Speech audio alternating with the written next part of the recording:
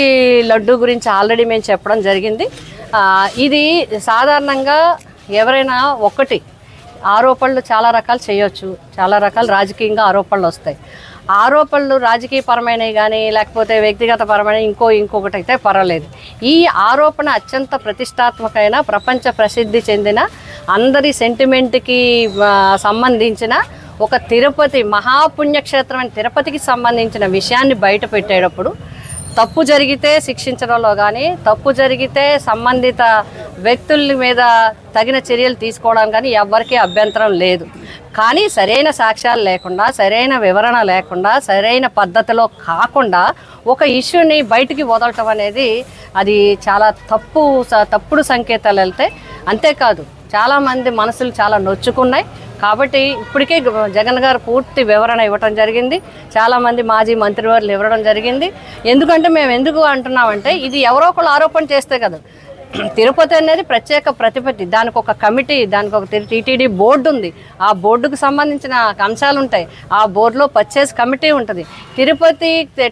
తిరుపతికి సంబంధించిన బోర్డు మెంబర్లు ఎవరు మాట్లాడలేదు. అప్పుడున్న బోర్డు మెంబర్లు కానీ ఎవరు కూడా మాట్లాడలేని పరిస్థితి ఉంది.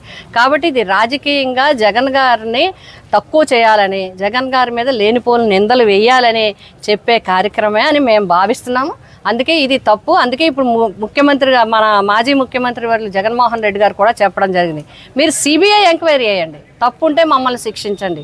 ఒకవేళ ఏదన్నా బోర్డు ద్వారా జరిగినా బోర్డు నా హయాంలో జరిగింది కాబట్టి నేను దేనికైనా సిద్ధంగా ఉన్నానని చెప్పి జగన్మోహన్ రెడ్డి గారు ఖచ్చితంగా చెప్పడం జరిగింది. కాబట్టి నిజానిజాలు ఇప్పటికైనా తేలాలి. ఆ వెంకటేశ్వర స్వామి తేల్చడం అని దేవుడి మీద వదిలేయడం కాదు, ఖచ్చితంగా చేయాలి. ఏదో నామకహా కమిటీలు వేసి కాదు, నిజంగా సిట్టింగ్ జడ్జితో కానీ సిబిఐ ఎంక్వైరీ కానీ వేసి నిజాలు తేల్చాలనే మేము ప్రజల తరపున, భక్తుల తరపున, హిందువుల తరపున, వెంకటేశ్వర స్వామిని నమ్మే వాళ్ళ తరపున మేమందరం కూడా కోరుతున్నాం.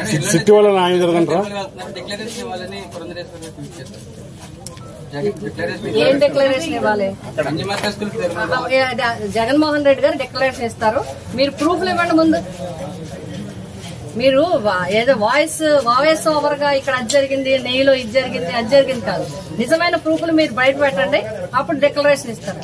ఎందుకెళ్ళా దేవుడు ఏ మొత్తం దేవుడైనా కావచ్చు, దేవుణ్ణి 100% మనస్ఫూర్తిగా నమ్మిన వ్యక్తి, మానవ సేవే మాధవ సేవ నమ్మిన వ్యక్తి జగన్మోహన్ రెడ్డి గారిని మించిన వాళ్ళు లేరని నేను చెప్తాను.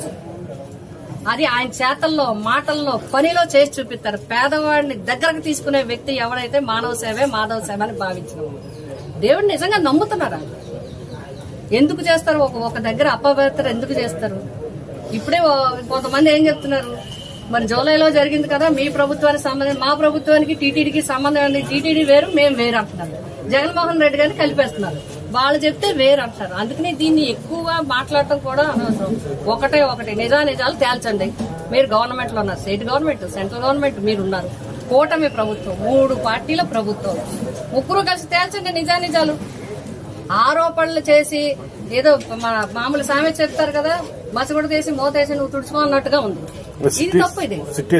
ఇది కరెక్ట్ కాదు.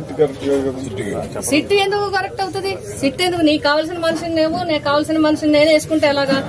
నిజాలు తేలా నిష్పక్షపాతమైన కమిటీ ఉండాలి. అంటే సిబిఐ ఎంక్వైరీ జరగాలి, లేదా సిట్టింగ్ జడ్జితో పెట్టండి, నిజాలు తేల్చండి. దేవుడితో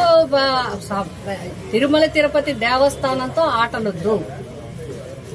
ఇది మా అందరి విజ్ఞప్తి.